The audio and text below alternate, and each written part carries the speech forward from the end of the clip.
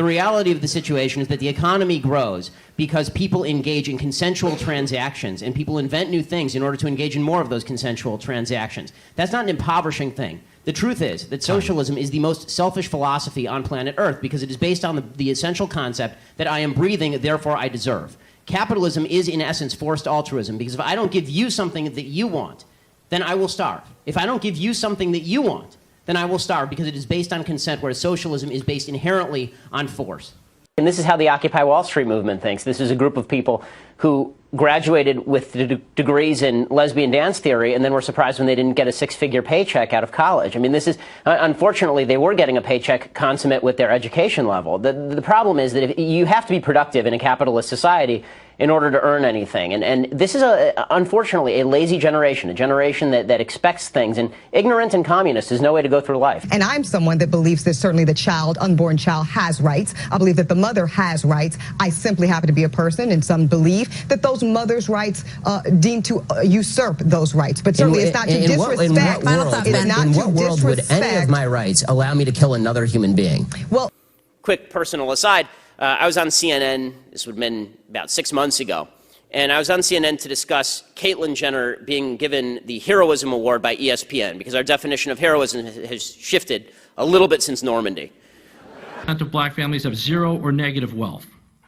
White family worth, in terms of financial worth, is 69 times more than that of black families. Given this disparity, how can you argue that racism is not a driving factor in income inequality?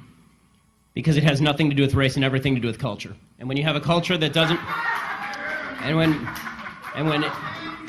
you know what? Explain to me. You explain to me why black kids aren't graduating high school. Explain that one to me. Explain to me why black kids are shooting each other in rates significantly higher than whites are shooting each other. Explain to me why 13% of the population is responsible for 50% of the murder. Explain to me why the number of black kids in prison, not for innocent reasons, not for walking down the street and getting pulled into a prison, is so high. Explain, if it has nothing to do with culture, explain to me why the single motherhood rate in the black community jumped from 20% to 70% in the same course of time that the civil rights movement has made such tremendous strides. Is America more racist now than it was in 1960? And if it is, please explain to me how that happened. Relationship between employer and employee, and I think this is really the root of the morality of minimum wage when it comes down to it, and in two sentences here, is that I would never force an employee to work for an employer at a given wage. That violates the 13th Amendment and constitutes slavery or indentured servitude. By the same token, I would never force an employer to pay a given wage to an employee, because that is a lack of consent on the part of the employer and violates basic principles of fairness as well as freedom. You to consider, you can believe what you want, but I would ask you to consider this. Shouting institutional racism does not actually combat racism. You have to find individual instances, and you have to show me who the racists are so that we can fight them together. I hate racism. I think it's evil. But if you're just going to say institutional racism every time something bad happens, there's no way to fight it. I need a policy that you're proposing, or I need a person who's actually racist so that we can fight it together, or we can determine whether the policy is good. What I find really problematic is the virtue signaling that I see by so many people on the other side, which is, I don't have to give you the racist, I don't have to tell you who he is or what measures I'm proposing. I just say institutional racism, everybody cheers for me because that's an approved point of view, and now we move on with our lives. You haven't helped anybody, you've just made yourself feel better. Start with the notion of white privilege, which has become this buzzword that you hear all the time now. White privilege is responsible for everything up to and including the Kardashians. It's responsible for everything, white privilege. White privilege is a way to silence anybody who is not of color. That's what white privilege is. It is just a leftist bullshit term that means shut up because you are not a member of a minority group, a privileged minority group in the leftist space. It's reverse racism of the highest order. You're basically saying to white people who aren't racist, and you can't find any proof of their racism, that they must be racist because they're white. That is called racism. If you are accusing somebody of something simply because of the color of their skin without any evidence, that's called racism, gang. Statistical disparity, and you determine that that is not a racial disparity, it's something else.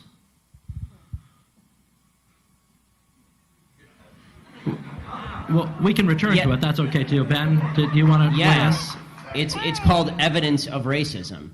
When there is no evidence of racism, it's probably not racism. When there is actual evidence of racism, it's probably racism. And the fact that everybody jumps from there's inequality and therefore there is inequity Just because there's inequality does not mean there was inequity. I'm just saying that you're going to have sexists, you're going to have racists, you're going to have all this stuff. I mean, I'm just saying that... I agree it exists, but the problem that I'm seeing, and this is the problem with the general conversation, is that there's no solution in simply saying there's racism out there. How does that solve anything? I mean, when you talk about there's institutional racism, what does that mean? Show me a law that is racist in intent, and we will agree. Show me a police officer who commits a racist act, like we saw in South Carolina, right, where a police officer shot a black man running away, and it was obviously unjustified, and I will agree. But you need...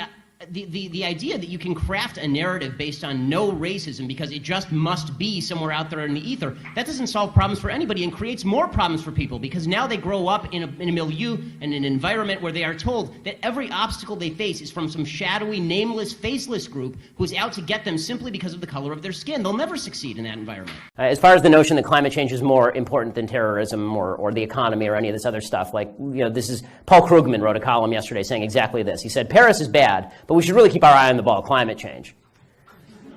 And I mean, you have to be highly educated to be this stupid. Well, I mean, of course one government policy leads to the next. If you raise the minimum wage, then it's going to raise the rents. When it raises the rents, you're going to have to build affordable housing. When you have to build affordable housing, you have to tax people to build the affordable housing. When you tax people to build the affordable housing, people move out of the city, and you have to raise taxes on the people who remain in the city, and this is how you hollow out the economy of a major metropolitan area in the United States. The question in Hobby Lobby is whose freedom is being infringed upon. Employees' freedom is not infringed upon when they enter into a consensual relationship with an employer that includes certain types of health care. Not consensual. Of course it is. They can quit. Who is forcing them? Where is the gun? Huh? Where is the gun? Who is forcing them? Where is the chain? Who is locking them to their desk? Stop with the gun language. The reason that I use the gun language is because it is vitally important for people to understand that every government measure at the end of the day it must be compelled by force.